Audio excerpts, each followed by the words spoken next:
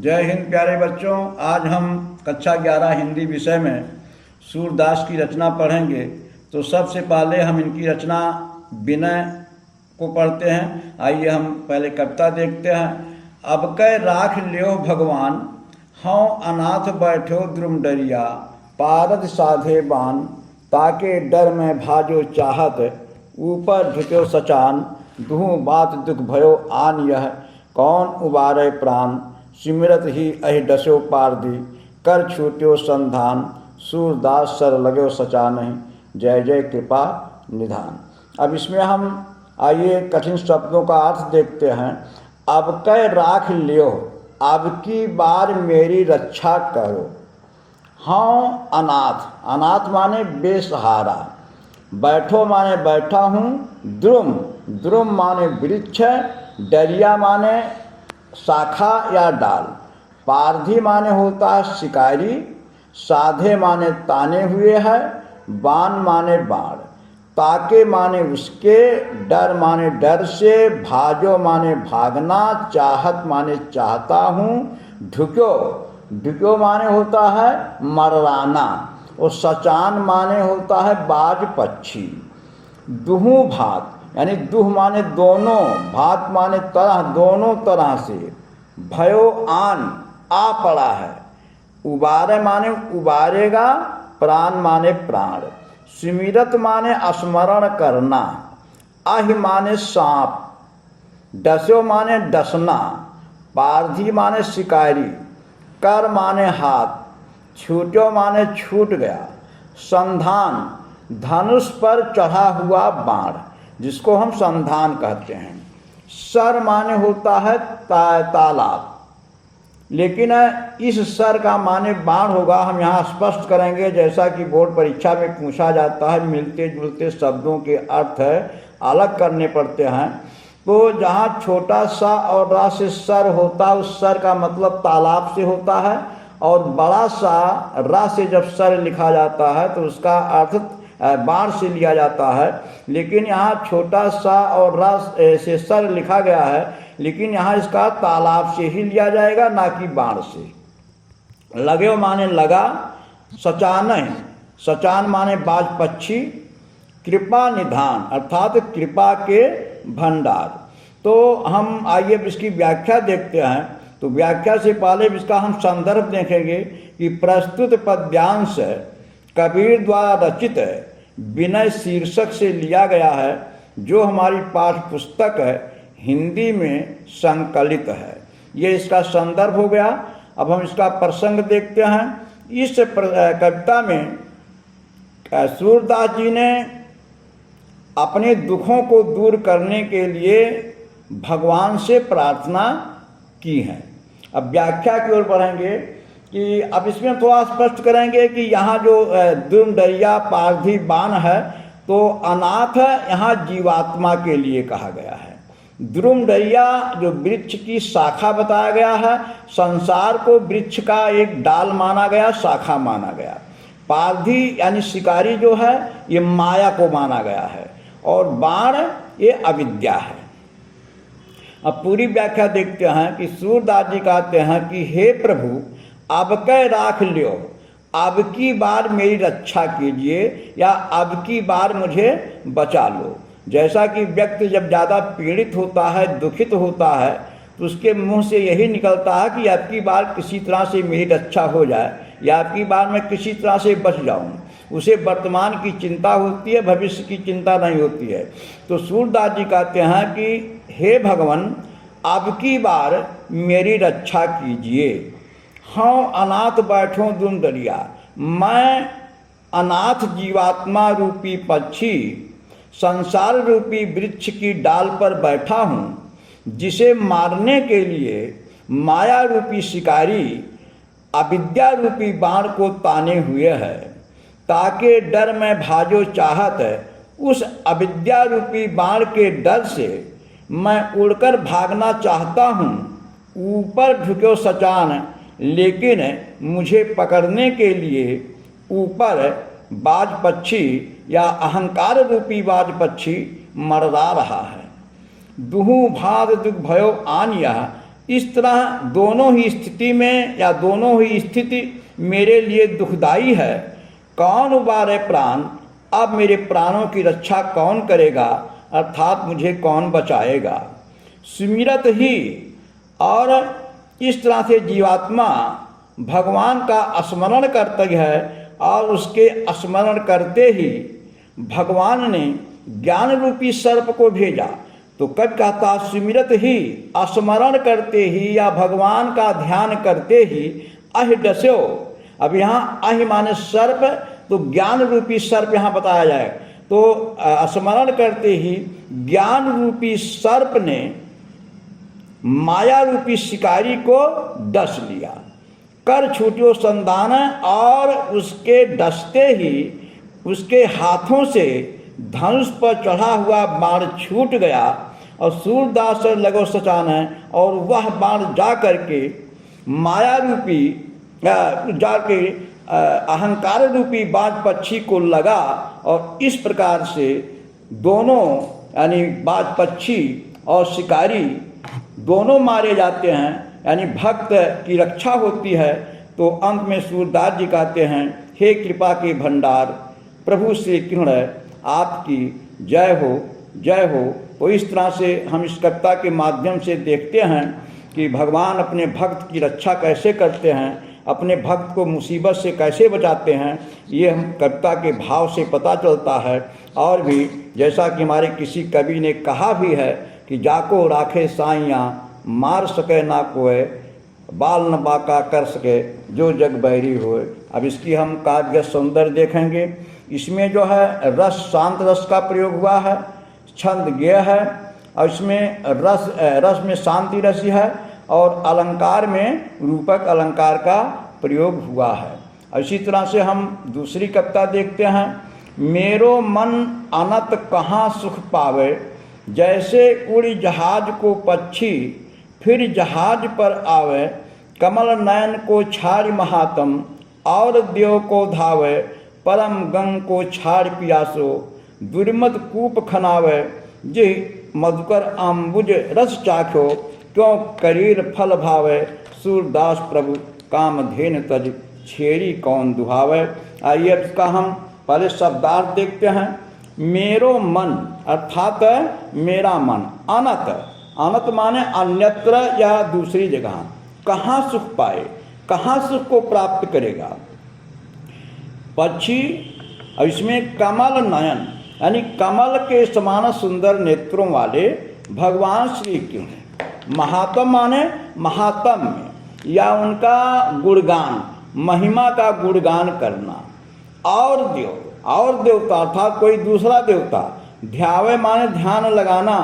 परम गंग पवित्र गंगा। प्यासो माने प्यासा व्यक्ति। दुर्मत माने होता है मूर्ख। कूप माने कुआं। खनायो माने खोदा जाना। मधुकर माने भौरा। अम्बुज माने कमल। चाख्यो माने है चखना, स्वाद लेना या उसका पान करना। करील फल, करील के वृक्षों के फल। भावे माने अच्छा लगना या स्वादिष्ट लगना। कामधेन यानी संपूर्ण इच्छाओं को पूर्ण करने वाली कामधेनु। तज माने छोड़ करके। छेरी माने बकरी, और दुहावे माने दुहा जाना या दूध निकालना। अब आइए हम इसकी पूरी व्याख्या देखते हैं। मेरो मन अनत कहाँ सुख पावे। सूरदास जी कहते हैं कि हे प्रभु, आपके बिना मेरा मन अन्यत्र कहाँ सुख प्राप्त करेगा।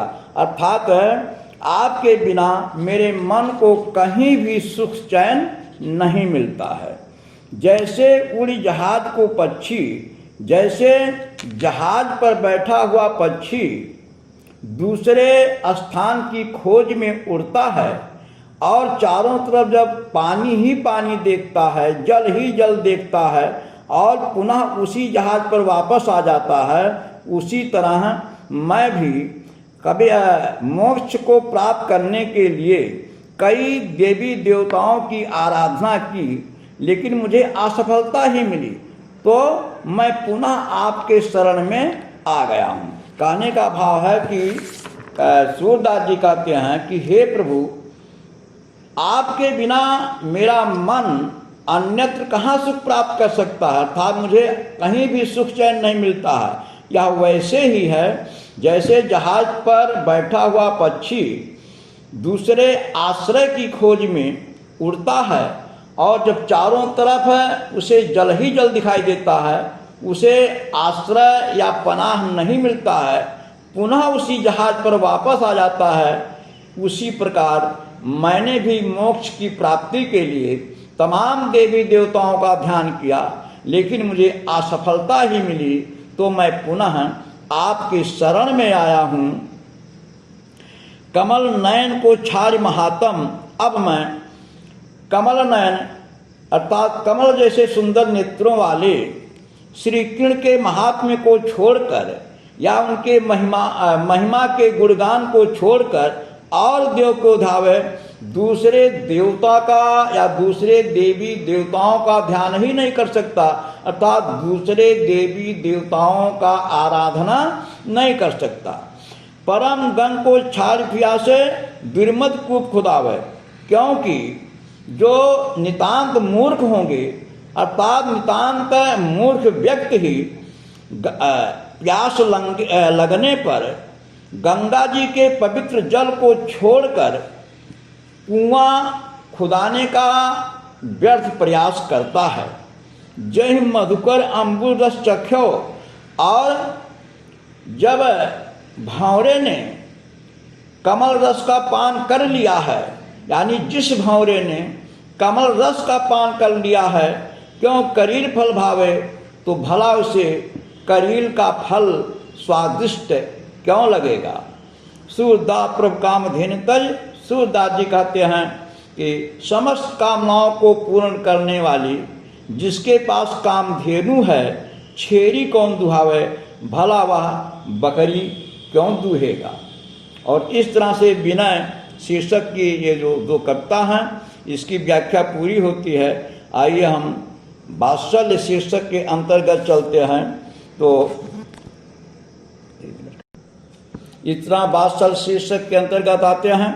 अब इसमें प्रसंग तो आगे बताएंगे, संदर्भ थोड़ा बदल जाएगा। इसमें जहाँ हम विनय शीर्षक कहे हैं वहाँ वैसे ही हूबहू लिखते हुए केवल इसका शीर्षक वात्सल्य हो जाएगा।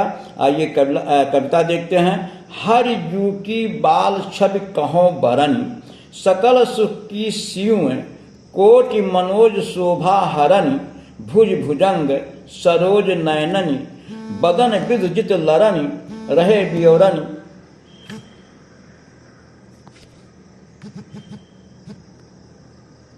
शुरू से कटाबा।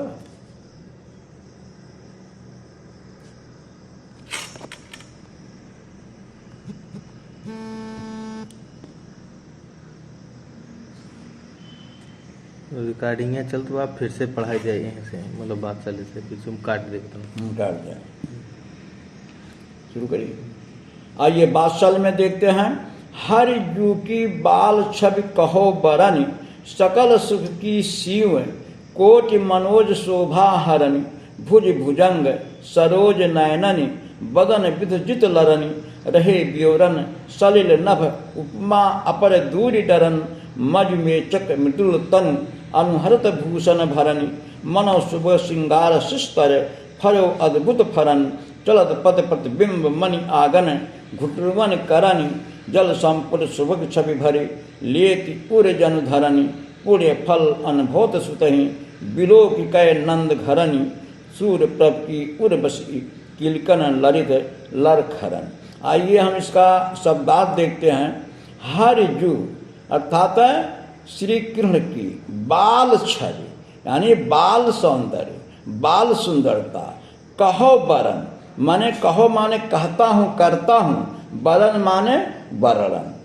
सकल सुख की सीम, सकल माने होता है समस्त, और सीयु माने सीमा, कोट माने करोड़, मनोज माने होता है कामदेव, शोभा माने सुंदरता, हरण माने हरण करना या हर लेना, भुज माने भुजा, भुजंग माने सांप, सरोज माने कमल, नयन माने आँख, बदन माने मुख, विध माने चंद्रमा, जीत लरन माने जीत लिया है, लरन माने लड़ाई, और जित माने जीतना, बियौरन माने बिल्व, सलिल माने पानी, नभ माने आकाश, उपमा यानी एक वस्तु की उपमा दूसरे वस्तु से देना, अपर माने दूसरी, दूर माने दूर हो गई है, डरन माने डर कर,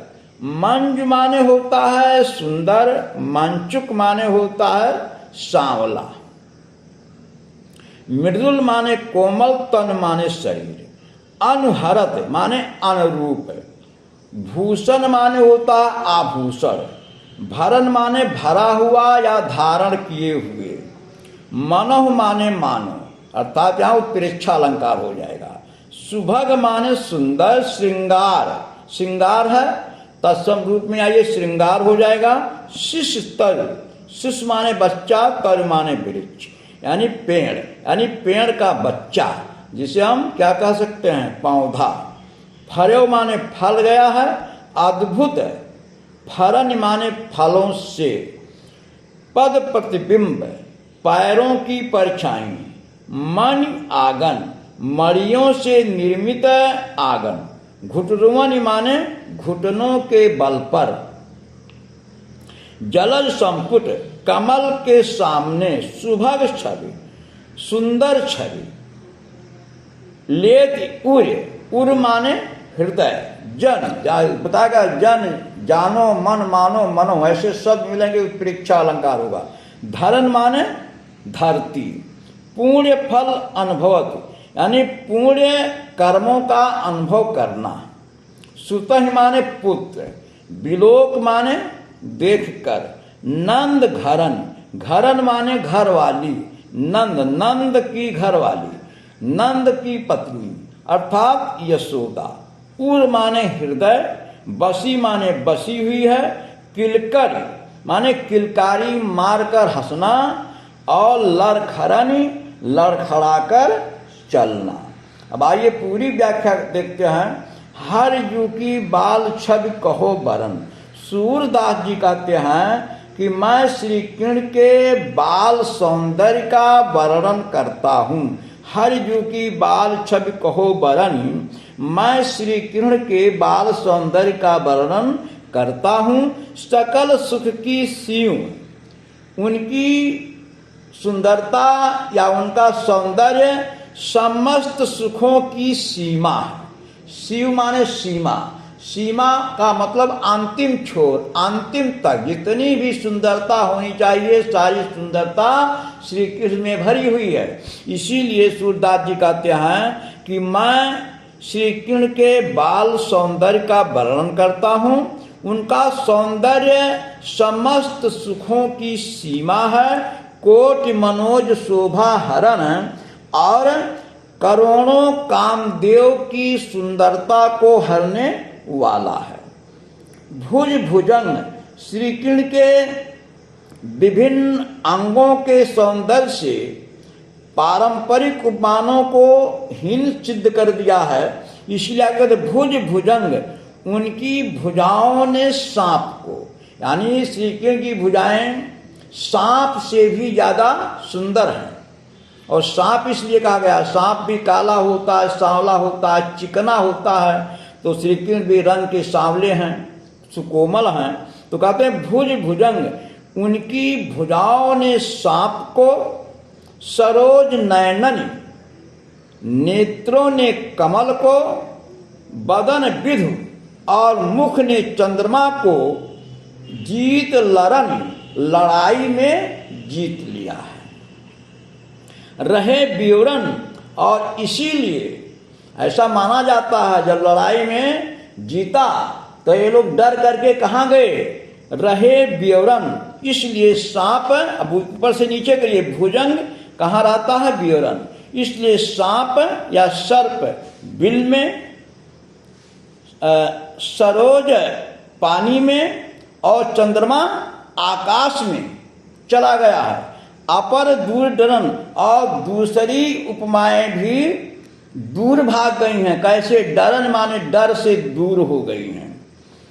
मंज मेचक मृदुल तन, श्री कृष्ण का सुंदर या श्री का शरीर सुंदर, कोमल और सांवला है। अनुहरद भूषण भरन, और अपने अंग के अनुरूप ही वे सुंदर आभूषण धारण किए हुए हैं। मनो शुभ श्रृंगार शिस्तरु, फरो अद्भुत फरन।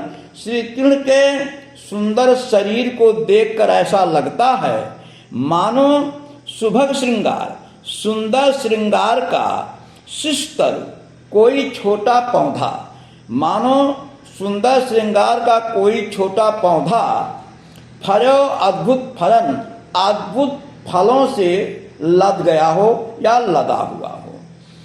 चलद पद प्रतिबिंब मणि आगन, घुटन करन।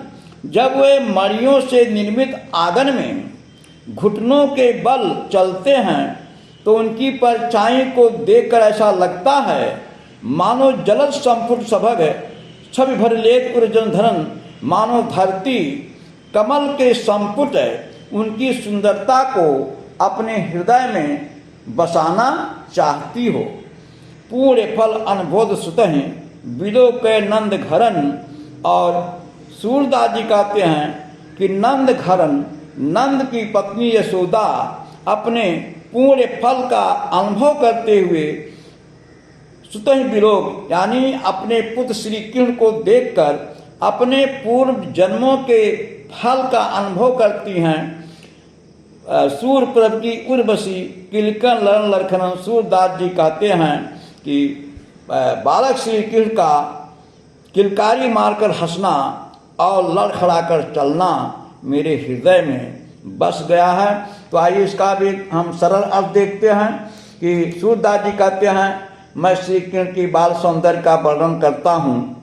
उनका सौंदर्य समस्त सुखों की सीमा है, जो करोड़ों कामदेव के सुंदरता को हरने वाला है। श्री कृष्ण की भुजाओं ने सर्पों को, नेत्रों ने कमल को तथा मुख ने चंद्रमा को भी जीत लिया है। इसलिए वे क्रमशः बिल में अर्थात सांप बिल में और कमल जल में तथा चंद्रमा आकाश में छिप गए हैं और दूसरी उपमाएं भी भयभीत होकर छिप गई हैं। सूरदास जी कहते हैं श्री कृष्ण का शरीर सुंदर, सांवला तथा सुकोमल है और उन्होंने अपने अंगों की सुंदरता के अनुसार ही आभूषण धारण किए हुए हैं। उन्हें इस रूप में देखकर ऐसा लगता है मानो सुंदर श्रृंगार वृक्ष का कोई पौधा अद्भुत फलों से लदा हुआ हो।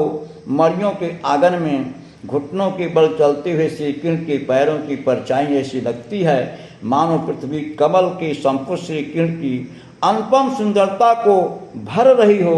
नंद की पत्नी यशोदा श्री कृष्ण को इस प्रकार क्रीड़ा करते हुए देखकर अपने पूर्व जन्म के पुण्यों का अनुभव करती हैं और वो सोचती हैं उन्हें यह सुख अपने पूर्व जन्म के पुण्यों के कारण ही प्राप्त हुआ है। और अंत में सूरदास जी कहते हैं बालक श्री कृष्ण की किलकारी मारकर हंसना और लड़खड़ाकर चलना मेरे हृदय में बस गया। और इस तरह से सूर की रचना का विनय और वात्सल शीर्षक की एक कविता समाप्त होती है। अगला शीर्षक भ्रमर गीत के साथ हम पुनः आगे के वीडियो में मिलेंगे। तब तक के लिए बहुत बहुत धन्यवाद।